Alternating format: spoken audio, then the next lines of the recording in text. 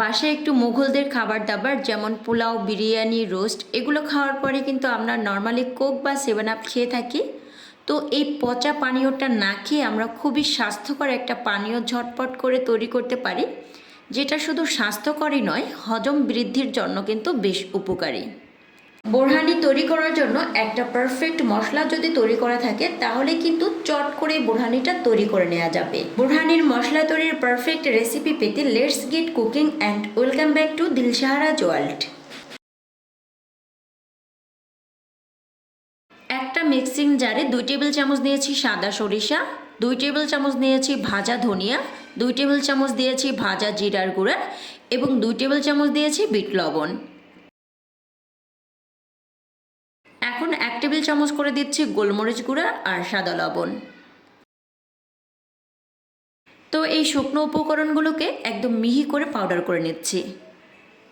যারা পুরান ঢাকার বোরহানির টেস্ট নিয়েছেন এবং নিজের তৈরি করা বোরহানি থেকে সেই পারফেক্ট টেস্টটা পেতে চাচ্ছেন, আজকের রেসিপিটি তাদের জন্য। সবগুলো ইনগ্রেডিয়েন্টস ফলো করে যদি আপনি বোরহানি তৈরি করেন তাহলে ফেলড হবেন না ইনশাআল্লাহ। বোরহানির এই মশলাটা একটা এয়ারটাইট বক্সে করে ফ্রিজের নর্মাল চেম্বারে সংরক্ষণ করা যাবে 6 মাস পর্যন্ত। যখন ইচ্ছে হবে টক দইয়ের সাথে মশলার মেজারমেন্টটা ঠিক রেখে চটপট করে কিন্তু বোরহানি তৈরি করতে পারবেন।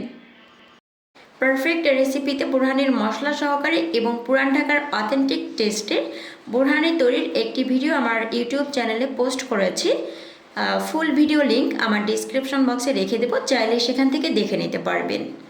বোরহানির মশলাটা যদি তৈরি করা থাকে তাহলে যে কোনো ঘরোয়া আয়োজনে অথবা যে কোনো অকেশনে আপনি চট করে কিন্তু বোরহানিটা তৈরি করে নিতে পারবেন।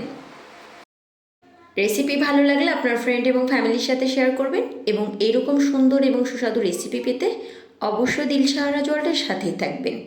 ভিডিওটি ভালো লাগলে পেজে একটি লাইক এবং ফলো দিয়ে পাশে থাকার আমন্ত্রণ করছি। আল্লাহ হাফেজ।